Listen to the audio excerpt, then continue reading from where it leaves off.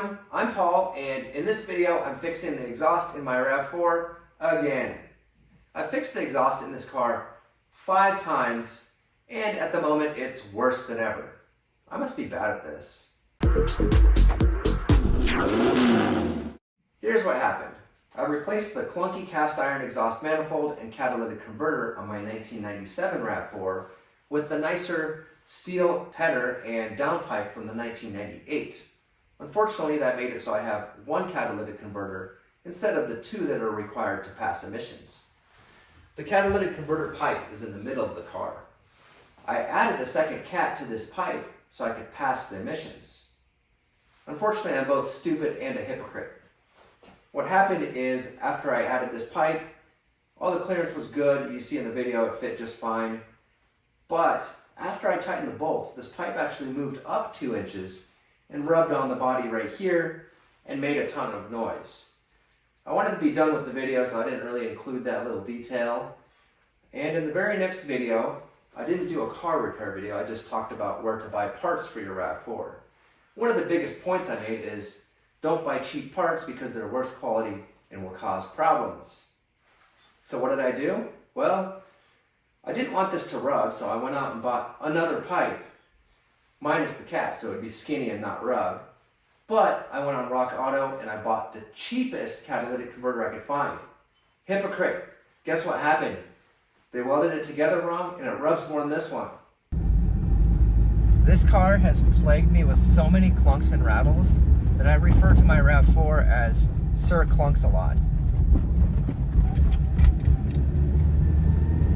The noise from this exhaust is unbearable. It makes me not even want to drive this car.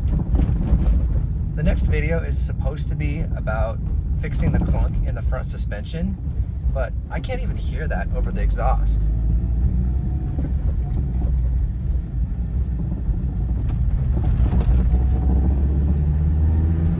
This is the cheap cat from Rock Auto. It has 1 catalytic converter instead of 2. The plan was to drive the car with this pipe and swap it back to the 2 cat pipe I made when it's time for the emissions test. Unfortunately, it doesn't fit the car and rattles a ton.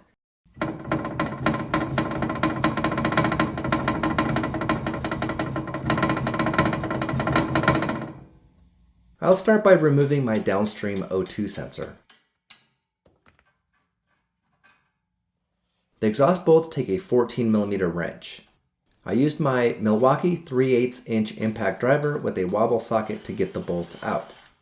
I left 1 bolt holding the pipe at the back so it doesn't fall down and removed the front 2 bolts. The exhaust hanger is still holding the front of the pipe. Now let's get it out of the car. My plan is to move the catalytic converters closer to the back of the car, so I'm cutting 4 inches off the pipe back here. I made sure the end of the pipe has a clean cut by trimming it with the angle grinder, then I cleaned up all the rust with the wire wheel. Let's take a look at the old parts. Here you can see the old flange from the back of the car is bent. There's no way that will seal properly. The pipe that is closer to the camera is the Walker 53416. That was a good pipe before I welded the second cat into it, but now it hits the body of the car and rattles. Here I have both pipes lined up, and the cheap Rock Auto pipe is too short and as a result rattles a ton when installed in the car. Also, the hanger is welded on too far back and it's bent the wrong direction. Whoops. I'm going to use my pipe with 2 cats, but I need to modify it. I'm cutting off the pipe in the front of the cat. The cheap pipe sucks, but has nice thick flanges that are perfectly flat. I'm taking those. The rear flange from the cheap pipe will now be the flange that goes to the back of the car. I'm reusing the old gasket and tightening down the bolts. I'm taking away the front of the pipe and using the front flange from the Rock Auto pipe. I will weld in a new section of pipe here. I'm reusing the old gasket for the test fit and installing the new flange in the car. Tighten the bolts and make sure the gasket is sitting in its groove. It tried to fall down, so I pushed it back up with a small screwdriver. I made a spacer using 1 inch by 2 inch wood that keeps the exhaust pipe evenly spaced between the body, the subframe, and the sway bar. The 1 inch dimension is actually 3/4 of an inch. This will keep the front pipe in the right position, and my jack stand will keep the rear pipe where I want it. I installed the catalytic converter, and now it's time to tack weld the flange onto the rear pipe. I also welded the front flange, then did a couple tack welds in the middle of the pipe. I just need to weld it enough that none of the pieces move. Now I'm ready to take the new pipe back out of the car so I can finish welding it. I'm cleaning the pipe with a wire wheel, then welding all the way around. This is much easier to do in the vise because I can reposition the pipe and I can easily reach everything. That weld looks good. Let's do a little more.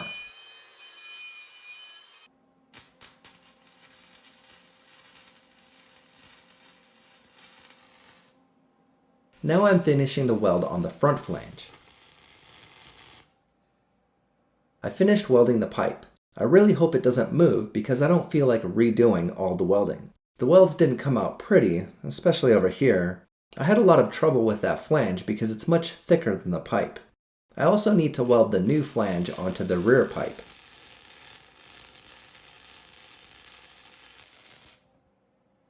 I finished welding this flange on. I hope I did a good job. I flared the pipe out with a hammer to make it fit better. I still have the template from the last video when I added this catalytic converter to the pipe, and you can see the pipe is about 4 inches longer now.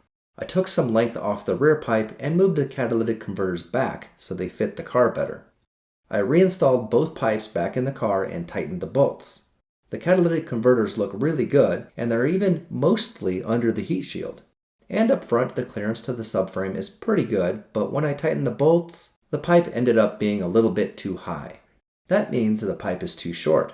It should have been maybe just a 1/4 inch longer, which would make it sit lower. I'm not really happy about the clearance right here. I'm hoping it won't hit while driving. I don't want to re-weld all this, so I'll put the hanger on and see what happens. The walker pipe had the better hanger bracket, so I welded it back on. With the hanger connected, I'm not able to make the pipe hit the body. That's great! I started the engine to check the exhaust pipe for leaks. I still have the old gaskets installed, but I'm more concerned about the welds. So far everything looks good, and I don't hear any exhaust leaks. A good way to check for leaks is feel around the pipe with your hands. Obviously, exhaust can be hot and burn you, but luckily for me, I'm a reptilian, so it's fine. Also, I didn't find any leaks. Good job, Paul. Next step, clean the exhaust pipe with acetone. I sprayed the new exhaust pipes with high temperature header paint. This paint says something about being made with ceramic. It's kind of like powder coating because you need to put it in an oven to cure the paint, or just drive the car and the exhaust will heat it up. After waiting for the paint to dry, I reinstalled the pipe into the car with new exhaust gaskets. Torque the bolts to 35 foot-pounds using a 14mm wrench. I'm still not able to make this pipe rattle. I reinstalled the downstream O2 sensor, and I'm doing a final check for exhaust leaks.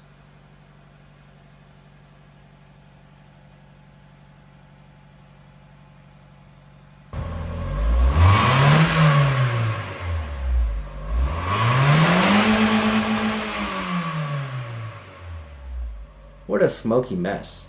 This car sucks. I think I'm done now. Let's do a test drive.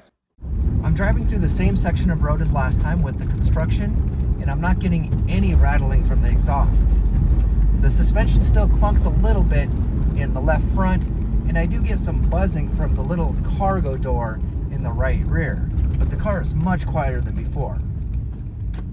I don't want to jinx it, but I think I finally have a good exhaust on my car. And I have this extra catalytic converter I can trade in for some crack. I could stay up all night and watch YouTube videos. Just kidding. Aftermarket catalytic converters aren't actually worth very much.